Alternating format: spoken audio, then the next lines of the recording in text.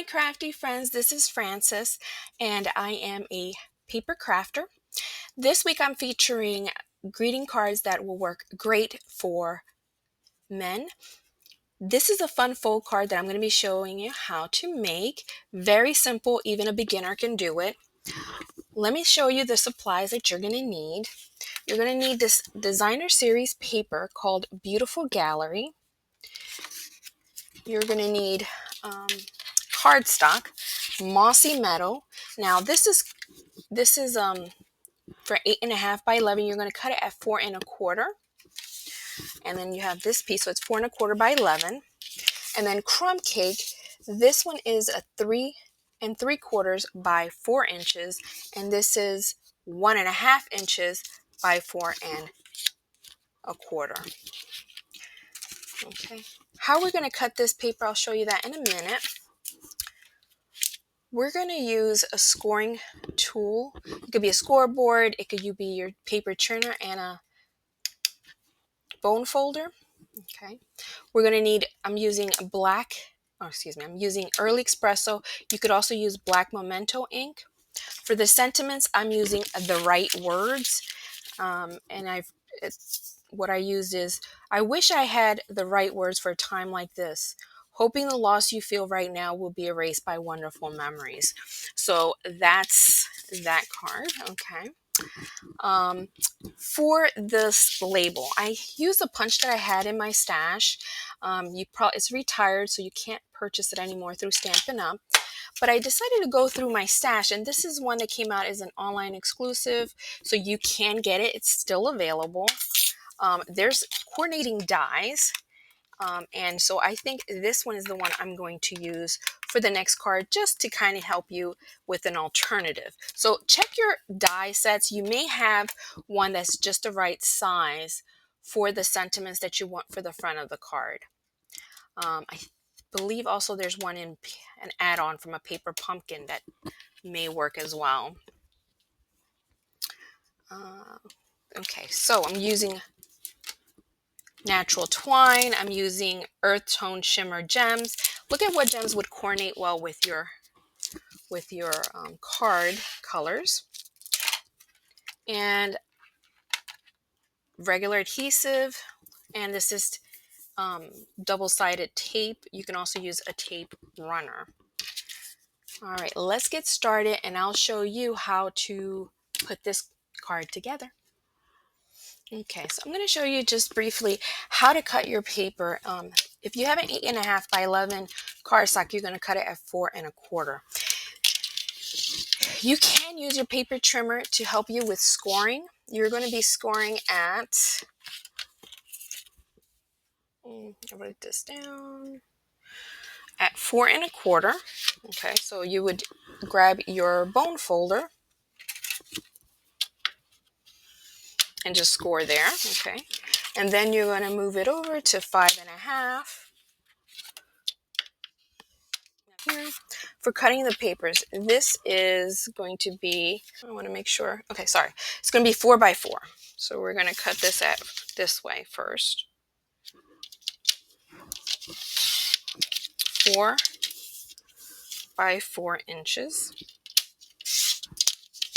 And that's going to sit just like the front of the card. Okay.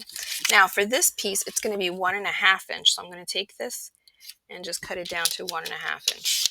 I know we've got this tiny little scrap, but we don't have to worry about that. It's 1 inch. Okay, so that's going to be for this part. We can, let's see here. All right, so we can glue our front panel here. We can glue this here first. It's a 4 by 4, so that shouldn't be an issue. And I'll use this for this part.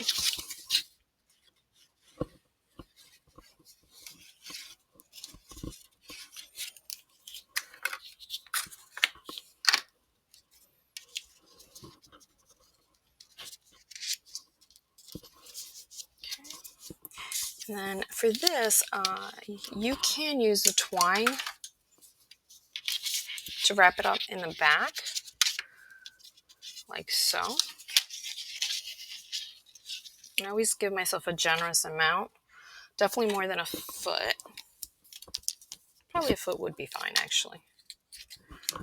So I'm going to go like this. I'm going to put one in the middle so that the twine stays.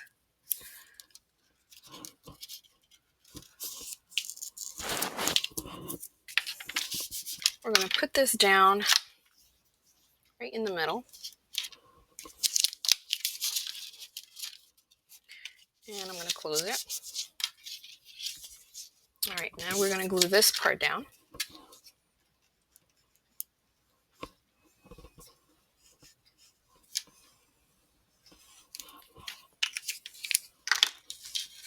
And we're going to glue that to the front.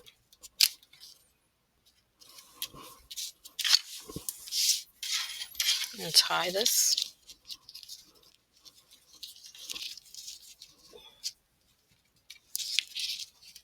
Okay. Oops, this side looks a little... I'm trying to make them even there. Okay, I can trim the excess. Okay, now, like I said, it's good to put, you can put a little blue dot or a little dab of glue, just so that it's not wiggling around too much here. This glue dries clear. I always recommend putting something underneath whenever you're stamping. You could do like a mouse pad, or this is from a Paper Pumpkin, one of their nice thick cardstock. There we go. We can close this. I am going to go ahead and glue the inside sentiment.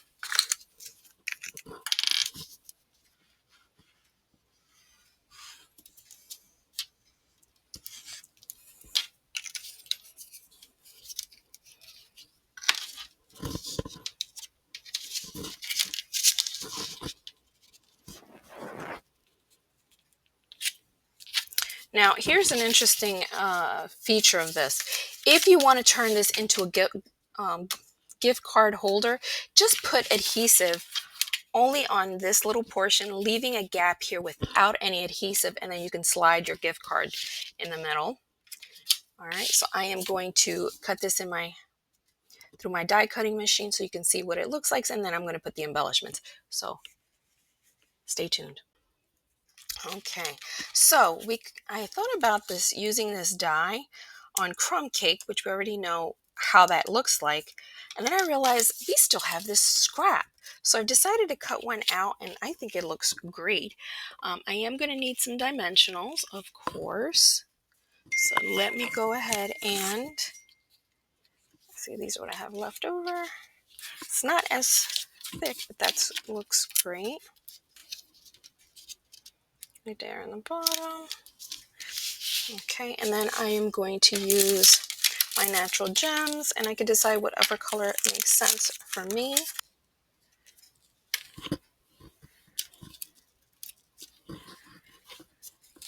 Okay, so I've got there, and then when you open it up, you have your sentiment.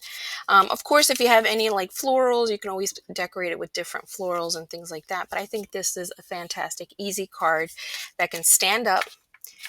Like I said, you can also use it to hold a gift card. So I hope you enjoyed it. If you made this card, please leave a comment down below.